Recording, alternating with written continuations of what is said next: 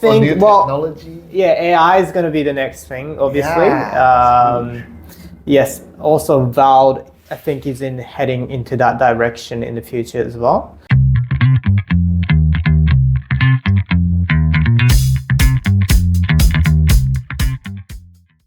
So welcome Toki. Now today we have Motoki Miyamoto from Japan. Now Toki, I call Toki himself Motoki. He used to be a physiotherapist here in Australia, a fantastic physiotherapist, but he has since moved back to Japan, and he became a manager. Yes, involved. What's the manager? What's the role? So it's called a business development manager. So you're a business development manager at Volt. Now, can you talk to us about, for our listeners, what is Volt? Yeah, so Valve is a technology company based in Brisbane, and we are just very good at. But you're in Japan, yeah? Yes, headquarters is in Brisbane, Yes. but yes, I work in Japan. I take care of the Japanese market. Valve is a technology company. We're just very good at measuring function, movement, and strength. Wow, fantastic. What are some of the products that Volt So provide? the most popular product is called Force Dex, which is a dual force plate system. So basically, it's a high-grade weight scale. Very high-grade weight scale. So those will be, for our listeners out there, like we use that a lot in the Australian physiotherapy, is that there'll be plates on the floor, and you can measure someone's jump. If someone's on it and they jump, that force, it measures the amount of pressure. I don't know whether it measures gait as well when you walk through. No. Yeah, because there are some force plates that do that as well. Hey? Yeah, so force plates, they have two kinds of force plate. One is triaxial, so measures anterior and posterior force, medial lateral force, and then vertical force. Our system is just the vertical force. How does it measure side-to-side force? Side-to-side the force. plates that go side to side, or is it? No, it's still the same plate, but just the sensor is a bit different. Yeah. Wow. But downside of that is that it's very expensive. And also you have to embed it into the floor and you can't move it around because otherwise lose the calibration. But yeah, the uniaxial, so the force plate that only measures the vertical force, it's a little bit more user-friendly. Yeah. More versatile. Yeah, versatile. So you can move it around. Yeah. You can do testing anywhere as long as you have like a hard surface. Yeah. Yeah. And can I ask what are some of the things that it will be used for in the practical sense? So there's the jumping for athletes. Yep. You can do simple squat. For aging population, they do like a sit to stand test. You can also do it. You can do balance test as well. So it measures whether one side's equal to the other. Yeah, side. exactly. So posture, it will be fantastic for, right? Doesn't measure weight distribution. Yes, it does measure weight distribution. Yeah. I'm guessing the versatility is really out there. So for neuro patients, stroke patients. Yeah, even through some people use it for cancer survivors. Yeah. What's the application there? It's their function. Yeah, their function. Yeah. So after chemotherapy, their functional status goes down. Yeah. And then they try to get the baseline and try to recover to that point. I guess they can really measure function in like, say you can't see with the eye. You know, if they have less force or less balance, a lot of it you can't pick up just from observation, right? Yeah. So that is so useful. What other products are they? Because you mentioned a dynamometer, we use that, and I've seen Volt in Australia as well. That's very high tech as well. Yes, so dynamometer, again, we have two kinds of dynamometers. So one is just a handheld one. This is a general one that's been around for ages. Other one is called force frames. So basically it's a fixed force frame. Force frame. So it's a fixed handheld dynamometer. So one of the disadvantage or limitation with the handheld dynamometer is that the number can be inaccurate depending on the assessor's knowledge, skill.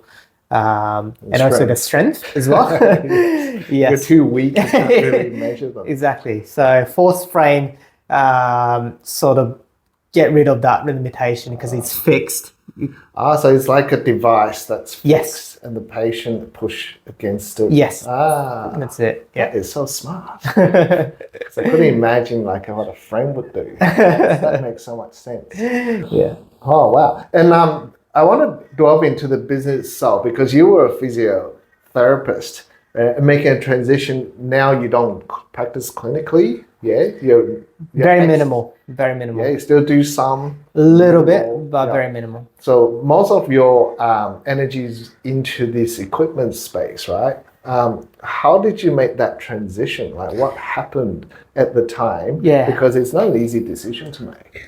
Yeah, like from the outside, like it looks, totally different industries, totally different things. But I think the nature of it is just the same. It's just that, like, when I was a physio, I had to make my patient happy. When you move into my role now, it's just the patient has become the practitioner.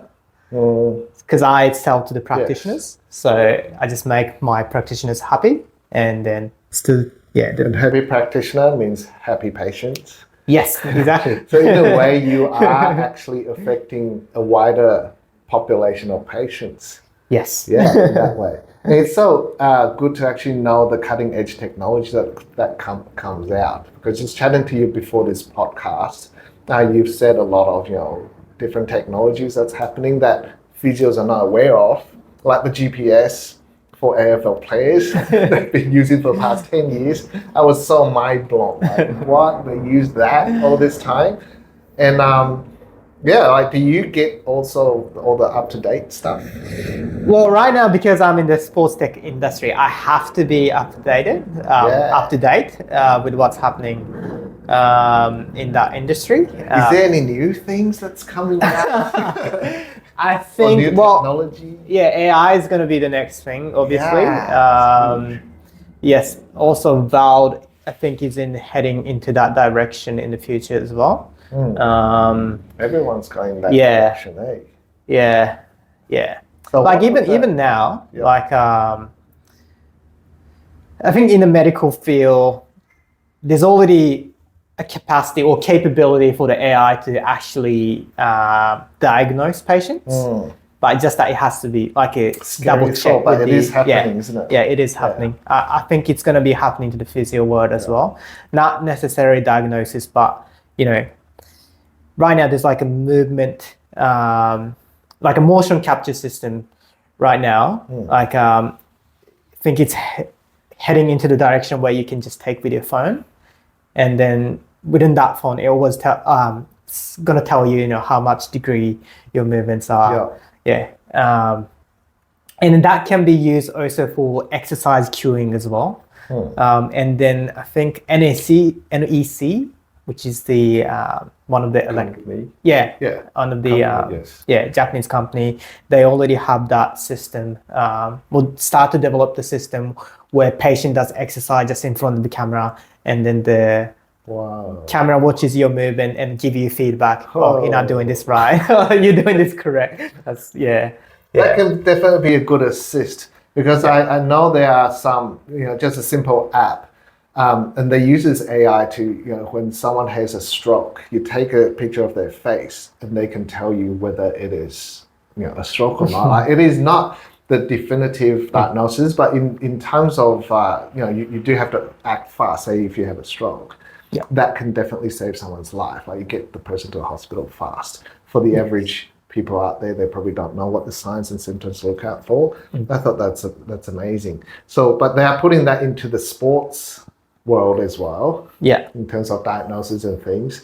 And I'm guessing the physiotherapist still has to operate it. Yes, still, physio has to make at this stage, it's still the physio that's going to make the final decision on. Yes. And then I think, but yeah, I believe this is just my perspective, my opinion.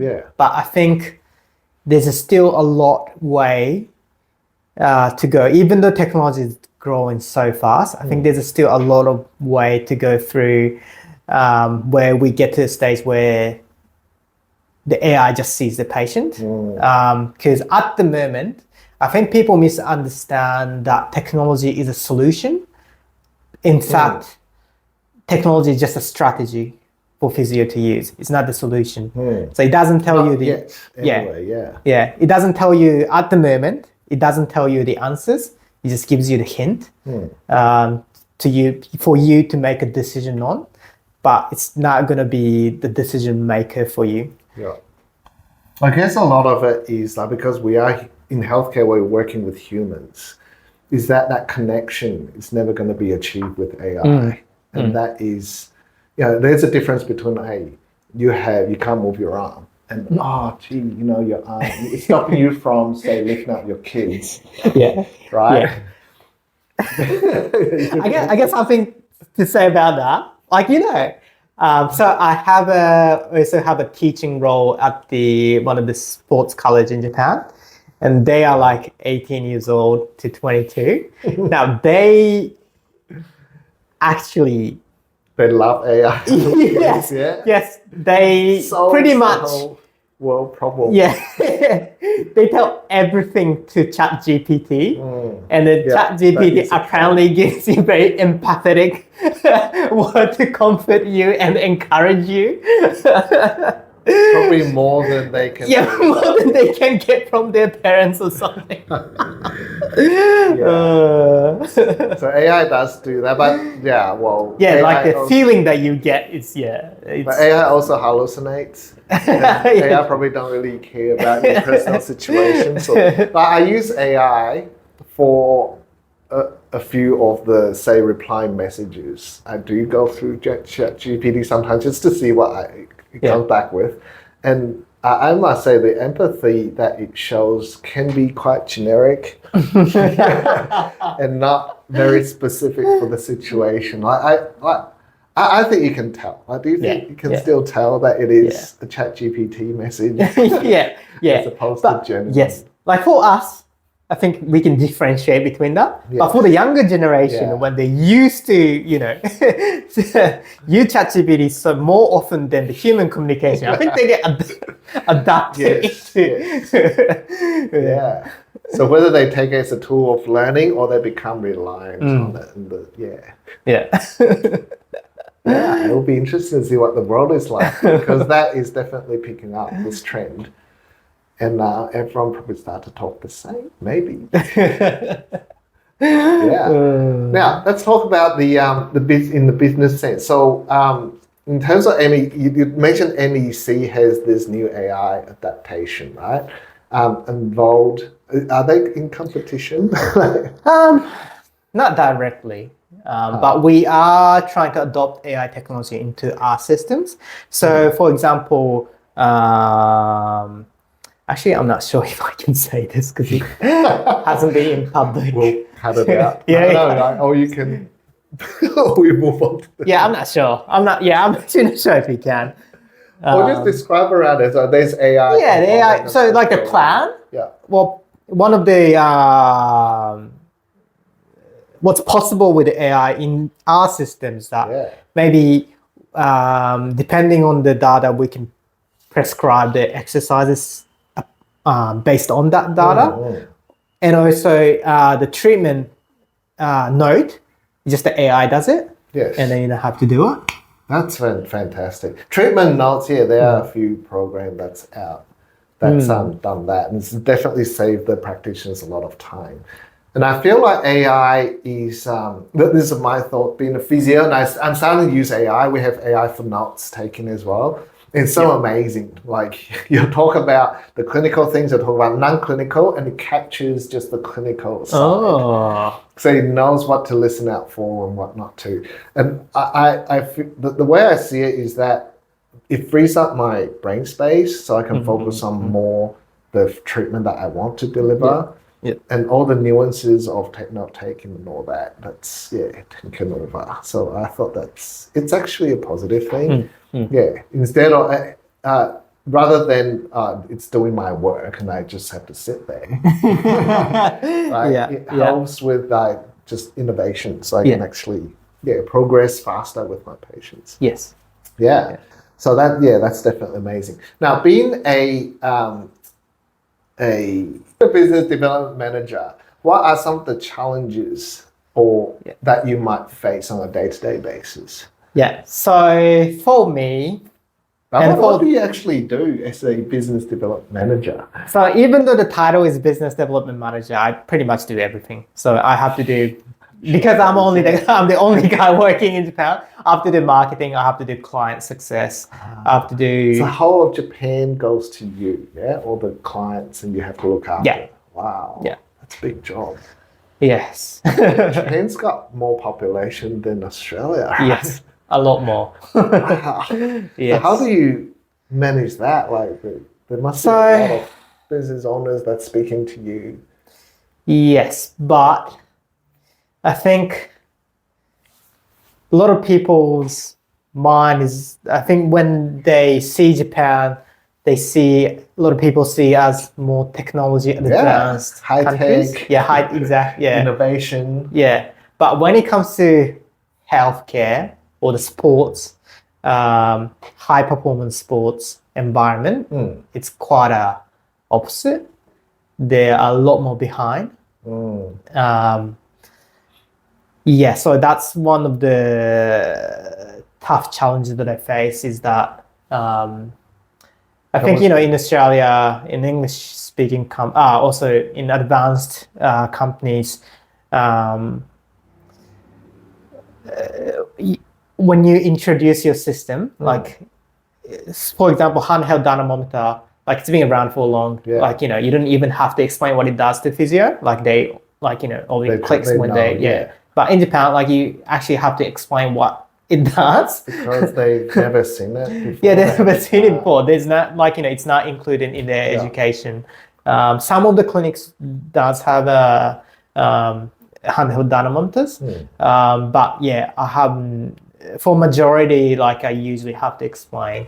That can be a good thing, right? Because it's like opening up their eyes to convenience and to new things. Yes. They'll go, wow, that's on the one hand. On the one hand, yes. The other hand is, what is this? And they might be a bit skeptical about it. Yeah, exactly. Yeah. And the Japanese people are very cautious. Like, you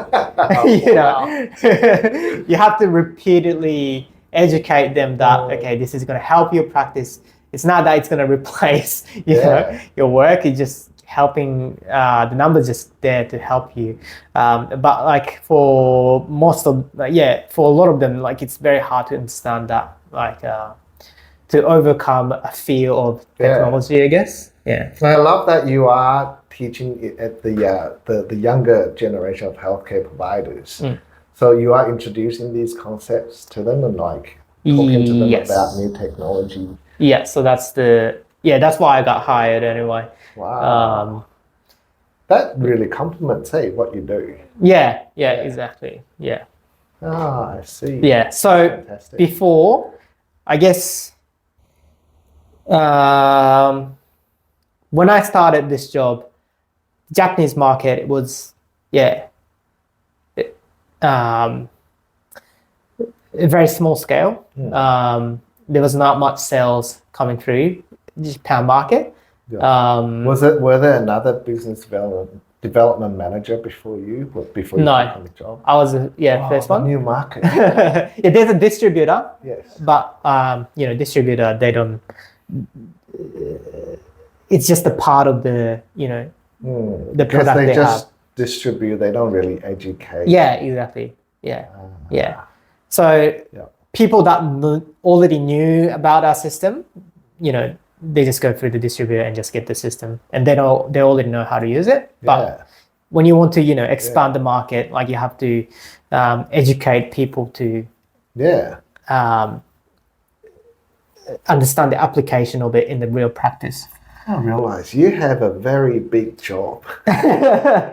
Yes. Okay, in Japan, with the big population, in a market that no one really knows much about, and yeah, Yes. you're it. Wow. Yes. Wow, that's huge. So what's next for you? Like, do you have any? Yeah, what's the next plan? Like, how do you? I guess say in the next 12 months, do you have any goals that you would like to achieve for the business? Yeah, so for the business, so we basically divide the market into two parts. So one is the high performance sports market, like a professional teams, which Yeah. we are doing really good at already. And the other one is the health market, so hospitals, physio clinics. Connects, yeah. Yeah, and that one we are still struggling because physio doesn't have autonomy that they get over here. And I guess they will be the more skeptical group too. Yes, yes. The And also, healthcare providers. yeah, and also the education level can vary, from Yeah. high school level to up to PhD students. Yeah. So for the coming 12 months, that's the area that. So that want to more, because I'm being a physio in background, I want physios to actually use that system. Yes. But right now, it's mostly strength and conditioning coach that use our system, and not much of the health side. Yeah. So They're missing out big time. Because in my clinic, this is what we are getting into. Like this, any kind of devices that's going to help the physios to give the objective measurements to the physios, and also to present to the patients. Like objective measures so valuable, right? And at the same time, free out our mind to really focus on what we do best. So that's an exciting goal to head towards. I just find it really interesting that you talked about the healthcare is a bit behind, because I was working in Japan for 3 months in the sporting field. And this is what I find as well. The physio there, they were working like 12-hour days and doing paperwork. They're bogged down with paperwork. I think I was working at the Panasonic Knights. Rugby union, and we had players from the All Blacks there, and I was contracted to look after some of the players. And there's all these Japanese. The Japanese team was there. The original team, they just added these few players in, and they had 2 physios working there, and they had food provided, accommodation. They basically just lived there, and they had. I thought they're single. They have families at home, but they just so much work. So they have to go through all the players' profiles, paperwork, and just like trays and trays of notes. And it's just so interesting. Here I am with a laptop, and it's just so different. Yeah. So I guess that's still the same. Hey. Yes. And this is one of the top tier rugby clubs. Yeah. They had the best facilities. I remember the recovery side. They had the onsen and the cold plunge, and then players can just be there the whole time. So hot, cold contrast pools. And the infection control, they had to gargle this thing before they go onto the field. And the equipment is like top tier equipment. Yeah. But then the therapist side, it's like a dark room. The players go in there for therapy. And the players got all the good stuff. The therapy side is a bit lagging behind back then. Yeah. Yeah, so I'm guessing is it still the same? I don't think Japanese physio are necessarily like less skilled. Definitely not. It's just I think it's a bit more like the healthcare system. Yeah. Or the system is. Just to me, seems like it's so underfunded. Like all the money goes to the equipment, new shoes, uniform, new balls, and then equipment, and then the therapy side is this really old style. I don't know whether it's a therapist or whether it's the system, like what you said. Yeah, I think it's a bit of both, I guess. But and the beds for those old, it doesn't even go up and down. It's just like a plank that's already peeling. Yeah. for a top tier Yeah. physio club. Yes. Yeah. There's definitely like a hierarchy in terms of like a healthcare systems. Yeah. I think physio is like all the Yeah. way. I'm almost thinking at if the you bottom. get one of the force plates in there, Yeah. it will look a little bit out of place at the moment. Yeah. And I hope Yes. that's changing. It should change. It's definitely changing.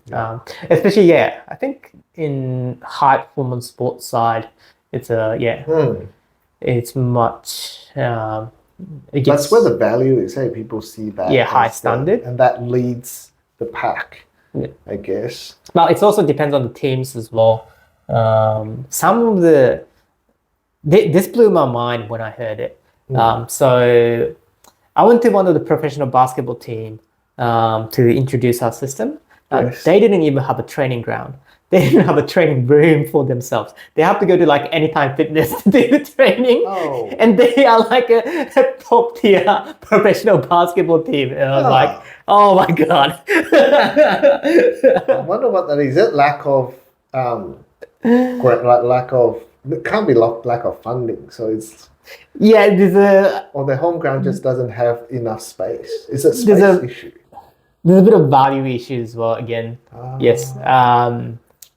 So because the rehab is less focused on or training itself, like a weight training, physical training. Yeah. Strength and conditioning is a little bit, I guess, still can be undervalued in some certain sports. So yeah. Wow. So that's a very different market to say Australia, isn't it? Because in Australia, I think that's almost the bulk of what athletes do. Yeah. Whereas performance is like the product of after your rehab. And in Japan, I do feel now I'm trying to remember from like, this is back more than 10 years ago I went to Japan. Is that the performance side is definitely the bigger portion of compared to the rehab. Yeah. How would you educate you have to start from, it's a big job. Would you have to start from the clinicians? I guess there is a different ways you can tackle it. Would it be from the clinician education, or would it be just keep pushing the sport, and hopefully the sports side will lead the rest of the pack, right? Because everyone wants to be athletes. Yes. So we can change the sporting sense that people start to have the rehab gym and start to use the equipment to help. Yeah. Do you think that translates to the it is translating. So especially in baseball at the moment.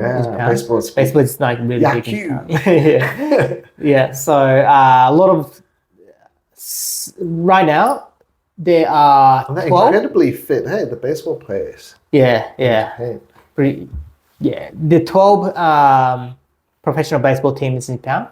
7 of them are client at the moment.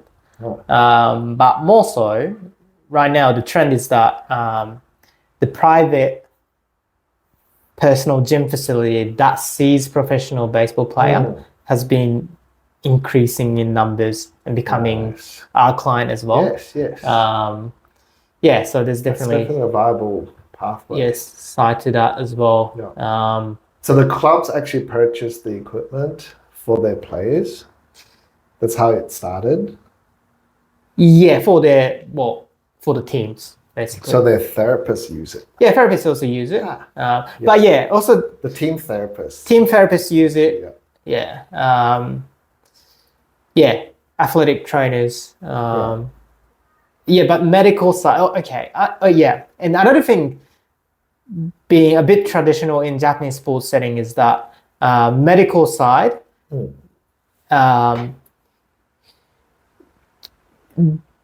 There's a lot more profession than just the physio. So head of medical, I quite often see acupuncturists being the head of medical. Not a doctor, not a sports physician or a doctor. No, there's a doctors as well. But the head on the field. Acupuncturist. Acupuncturist. And I then know things there's so like many different ones. There's a judo therapist as well in Japan. that. Yeah, judo therapist, It's acupuncturist. such an interesting name, judo therapist. Yeah, yeah. Because the is a hierarchy like doctors, then judo therapists, then nurses. That's what I That's- heard from previously. That judo therapist is actually not just a therapist; they are quite high, and they get Medicare rebate Yes, as well. they do get Medicare. Well, yeah, they see like under the Japanese, they can get Healthcare rebate under system, Japanese yeah. healthcare Yes. systems. It's a recognized profession. Yes, it is recognized, and they have the autonomy, so they can open up their own clinic. Yeah, but I think that there are too many of them at the moment. So it's same as a physio as well. There are so many schools around that you can get the that certificate to become a judo therapist. Too many therapists in Japan. Yeah, and that's sort of like it's opposite here. Yeah. There's still a need for healthcare professionals. Yeah. So what does that mean when there's too many? Like, does the quality decrease, or does, say, the rebate get less? Like, what is the impact of having too many? That's just a phenomenon unheard of. My impression is that yes, the quality sort of goes down because Or like anyone can right? be Because it's more competitive. That's what you would think, right? And then people want to get, say, the equipment or up their skills so they stand out. yes. The impact of too many and people don't step up, that's a weird phenomenon, isn't it? Because yes, I guess like people see as like an easy job because like you don't have to go through all the education like a doctor to become one. You just have to just write your name down at the school and just do application, and then because there's an education process, right? Like there's an education process, but so many schools out there like are they uniform in what they teach, or are some of them like not? So they have to do the like national wide testing. National testing, yeah, to standardize, right? Yeah, that's it. So there's that. And still, most people pass. Or they can make it harder, I guess. I guess they can make it harder to limit the numbers. To limit, yeah. So it's a government policy. Like the structure itself is also the limiting. Yeah.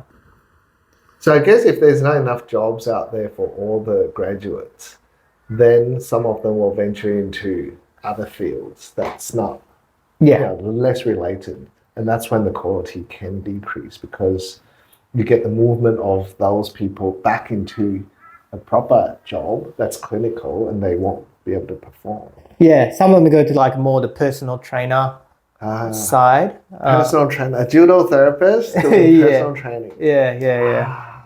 Even physio as well. Some of them can go to personal trainer side. Then what happens to personal trainers, right? There's a like fitness industry. It's another whole industry as well. Yeah, because my uncle is a judo therapist, and I just find it so fascinating because it's sort of physio, but there's things on top of that. Then he did his Chinese medicine training, so now his treatment is feeling the pulse, and he in terms of and for diagnosis in terms of treatment, he does acupuncture, he does herbal medicine. That's his main treatment modality. And then I go to a different clinic to visit one of his colleagues, and he does just spinal. And he does spinal. He uses this machine to tap the spine to find where the problem areas are. It's like totally different discipline. But they're both judo therapists. Yeah, I find that so interesting. Yeah. In Japan. Yeah, a lot of healthcare profession, like even athletic trainers, like a lot of our job like overlaps. Yeah. And then people start to get confused. Do people care what qualifications? Nah, well, I don't think that matters. Hey? It matters so much. Yeah. Yeah. It's really what you can solve and what problems you can relief. Mm. Wow. So Toki, I understand that you've developed this huge business around huge job around being a business development manager for the whole of Japan.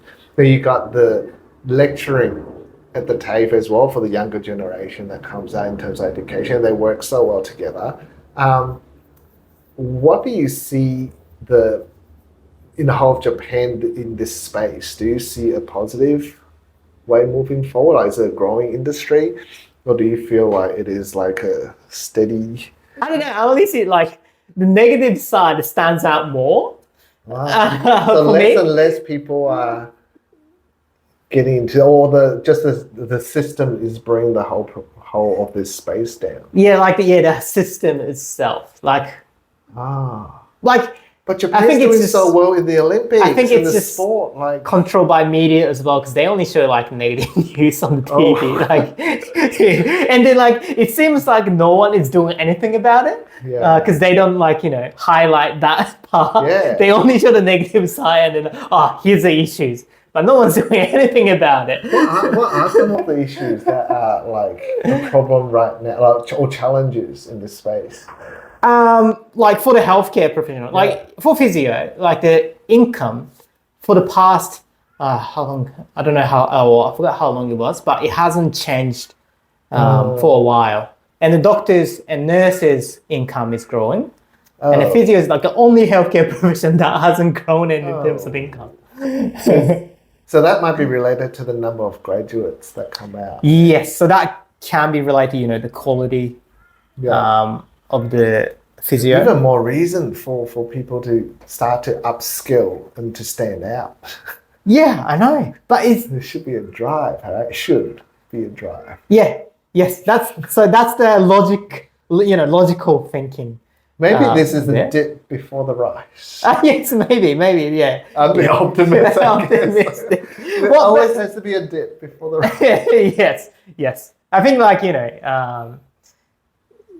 it's just my personality that I'm a little bit more pessimistic. No. But it's just I understand that when you look at the whole picture, even for the human nature, some of them are saying that we are almost just at the end of the apocalyptic age.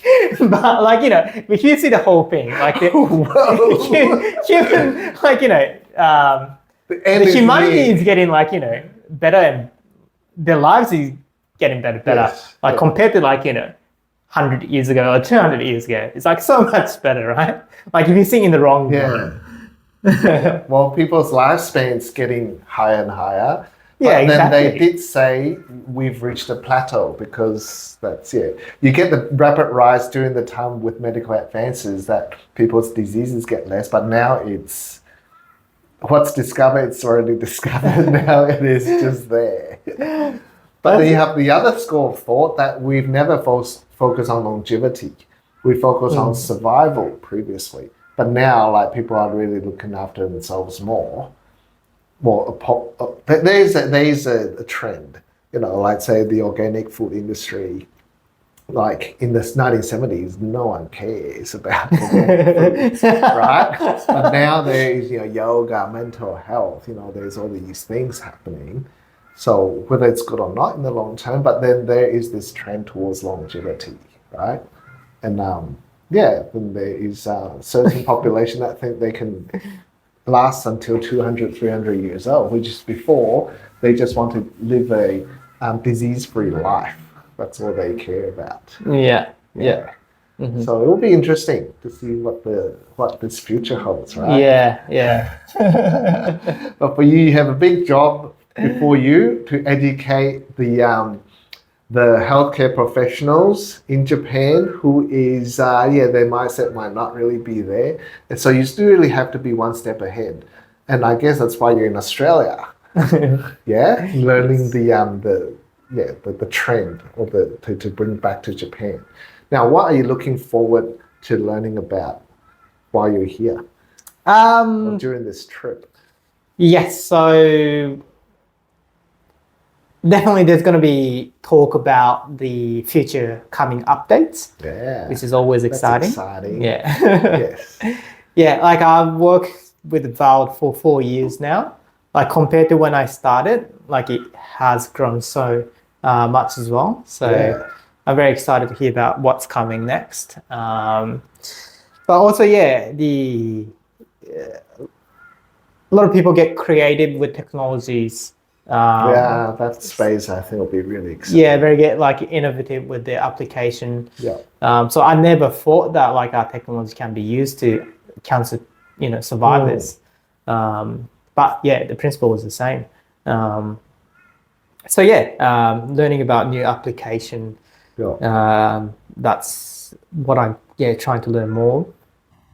Hey, how are you going to break into that space? I guess the cancer patients and helping them achieve outcomes. They're in hospitals. Is that already your space? Have you started on that Yes, already? I've tried to reach out to one of the fitness facility that sees cancer patients. Fitness facility. Yeah. Whoa. It's like a anytime fitness sort of facility. Wow. Yeah. Are they any different to other fitness facilities? Well, they more specialize into cancer. Yeah, cancers. Yeah. So what is that difference? Just next to the hospital, location-wise, right next to the hospital, and they have a relationship with the hospital. Yeah. And do they have all any special together. equipment? Mm. Not much. It's a normal- That I could notice. Yeah, but again, like when I introduce our systems again, like there's a at the end of the day, like they It's almost exciting. So by me cutting in, is that like they have the same facility, so you're introducing a concept that's going to help them stand out compared to say a patient can go anywhere and they can get the same kind of results. yes. But with your equipment, they are unique because no one else is doing it. If they jump on with you, it will take the rest of Japan another 10, 20 years to catch up. So that's a real advantage, hey? Yes. Difficulty is getting them on board, isn't it? Yeah. I see some of the hesitation there. Yeah, like so that's my thinking process as well. There's so much education. I know, you kind of have to explain that concept to them that objectively measuring that sort of thing is going to be helping their practice. But it just takes a long time to sink into them and realize that, Guess you have to exactly present to I wonder where they do identify this as a problem. Because before you see there's a problem, you can have all the solutions and everyone's going to be switched off. Right? So they really have to see that as a problem at the moment. Yeah. The patient's result is always a problem. Like if you can bring better outcomes for patients, practitioners, that's why we become practitioners, right? To make people's lives better. Yeah. So that's isn't that what everyone wants? Yes. There's also like I guess like also another thing that I realized with the Japanese market is like they want to Look good. No. Align with everyone else. So unless someone else is they want doing, to conform. Yeah. So unless someone else is doing the same thing with as us, they would think that like, if they're not doing, then like we must be doing something wrong.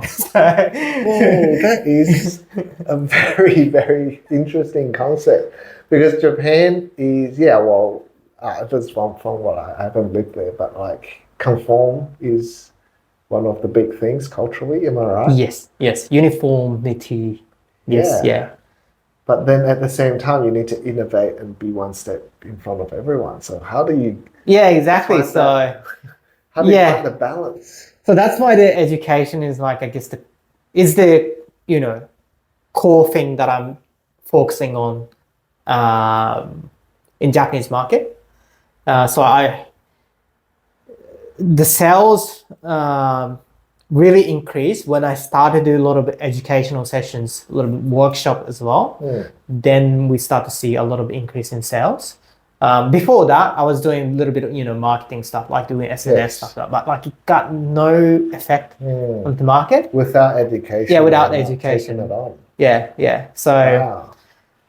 Workshops, workshop is well, always been good. So we try to have more of that at the moment. And 2 months ago, we actually had a conference in Japan for Japanese people, so that people can get educated on, That's and also fantastic. people can see what the other people are doing with the technologies, and they get motivated. Yeah. Are there CPD points, just out of curiosity, for Japan therapists? Do they have to complete certain continued education to keep their license? So perhaps you can... Not that I'm aware of. So once they get their license, that's it. Hey, they don't... Are they keen on continued education? So as a therapist, so that's also under again the system thing. I think where the system thing comes in. Even if you study hard, even if you make your patients a lot better, your income is not going to change, right? So they get very demotivated through that as well. So that means the motivation is not there. Well, to be better. Is that what you mean? Because no matter what you do, your income. Yeah, exactly. So for some of the physio that I hear from Japanese physios, that they just want to stay in a comfort zone, and then they just want to do routine work. Well, how about for the public? I'm guessing, I'm just assuming that if you're doing good work, you're making people better, patients will naturally gravitate towards you, and then therefore more money, right? So But there's also again the cultural thing as well. There's a concept called a word called gaman, which means perseverance. So even if you get pain, it's highly regarded if you persevere through that pain. So I love that concept. I love that concept. That's the money side. So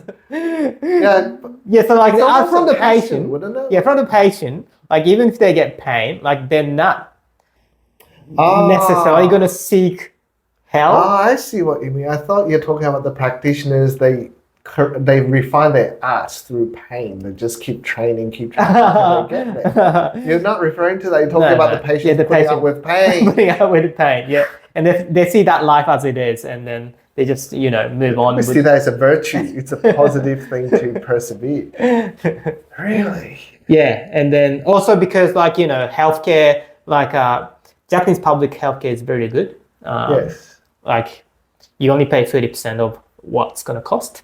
And then it doesn't matter if you have a private health insurance or not. So wow, that's people great. sort of take advantage on it. Even if you get sick, you get pretty good treatment for the same price or for the low price. And then people put up with pain still, or do they go? I mean, with a great healthcare system. I guess the spectrum of it is a little bit different compared to, I guess, Western countries. Longevity as well, it's gearing towards there. Yeah. But I see people are living longer and longer, and healthier and healthier. I see that trend stronger in the Western countries. And not so much. Really? Because we live longer anyway. It's due to the actions that Japanese people take, right? In terms of diet, lifestyle. Lifestyle, as well. So, but Japanese people look after themselves, right? Compared to, say, the rest of the world. See, that's a hard take. Right? So you think it's genetic? Well, definitely, I feel I love that. what we eat, Yes. a lot healthier, I guess. Like the purple It's sweet suited potato. for That's what I see. yes, but like we have a lot of internal fat, visceral fat. That doesn't sound good. Yeah, exactly. Doesn't contribute to longevity, right? Yeah, no. Why is there a lot of internal fat? I But think the it's just diet is good. So yeah, the diet is good as well. But like we drink a lot of Genetically? alcohol, sake.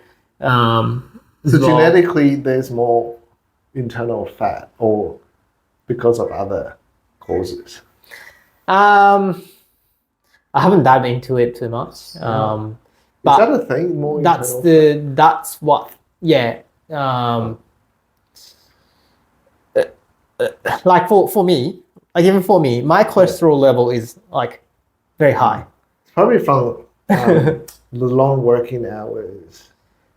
But I think, won't sleep, enough rest. Yeah, sleep is also Because other thing. Yeah, Japanese sleep is people, big. they work Sleep is so big. Sleep is hard. big. Yeah. But We nowadays, get like everyone least works so hard. yeah, we get like least amount of sleep in like Yeah? all the developed countries. Wow. Yeah. That's being a big issue. Yeah. I guess the stress level. Yeah, stress would be a level lot as well. higher. Yeah. Yeah. They So those are all factors, hey, for cholesterol and fat storage. yeah, and they make these like what they call recovery wear. I don't know how. Does it work? Recovery wear Yeah, is to I recover the know. body, yeah? It's like placebo at its peak. From what I'm open to innovation, though. yeah, like I don't like You just have to make the product. like But even if it's placebo, like if it's working for you, like Yeah. it's like Placebo contribute quite significantly. yeah, exactly. to the overall So outcome. yeah. Yeah, but it's like I guess before that,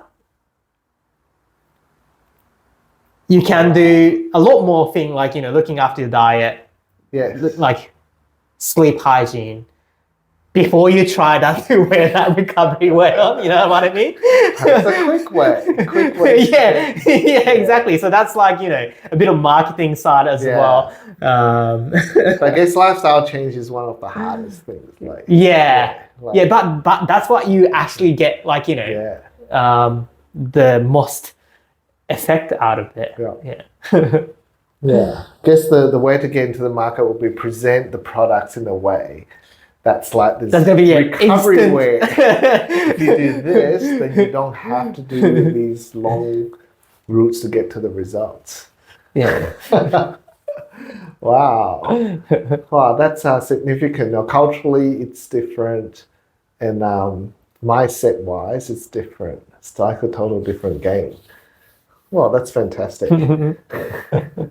So, lastly, before we wrap it up, do you have any advice you would give to our listeners in terms of if they, or for the physios out there who's thinking of getting into your industry, maybe not Japan specifically, that's such a hard market, but like to get into the equipment space. Yeah, what would you give them now you've transitioned to where you are now? If they're thinking that, what's the one advice you can give them to help them succeed? Good question. Summarize your whole working. Say if they want to open another market elsewhere. Yeah, do the basic work real hard.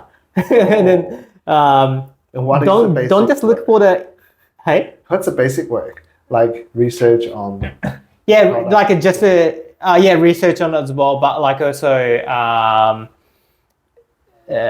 how you communicate with the other people. Communication skills. Basic communication skill. That's going to be important. Even though it's like data centric, like you still have to communicate with the other team members or other staff. Communication is a big part of the job, isn't it? Yeah, bit of part of the job. Yes, and then now that there's like so many information out there in there, but like it's all about the impression at the moment and not much insight. So I think you have to look for the insight as well to find a way to effectively apply the technology into whatever the practice they're doing. Because like people see, on social media, they're jumping on the force plate. They do like a IMTP, which is like that. How do I describe it? It's like a isometric deadlift sort of thing. But then like, there's a time and the reasoning behind it is so much important than just doing that test and then getting that numbers just for the sake of the number, for the sake of the data gathering. So you really have to understand the reasoning behind of why we want to take the data to help with whatever patient you're seeing. Know your craft inside out to make sure it works really well. Fantastic. Thank you so much, Toki, for today's talk. It's so valuable for our listeners to listen to your journey and what kind of equipment is available currently, especially in the AI space. I find that's really, really exciting to see what comes up next, and I can't wait to see what the next product that comes out from Volt will be, because I'll certainly adopt that in my clinic. Make sure the patients get fantastic outcomes.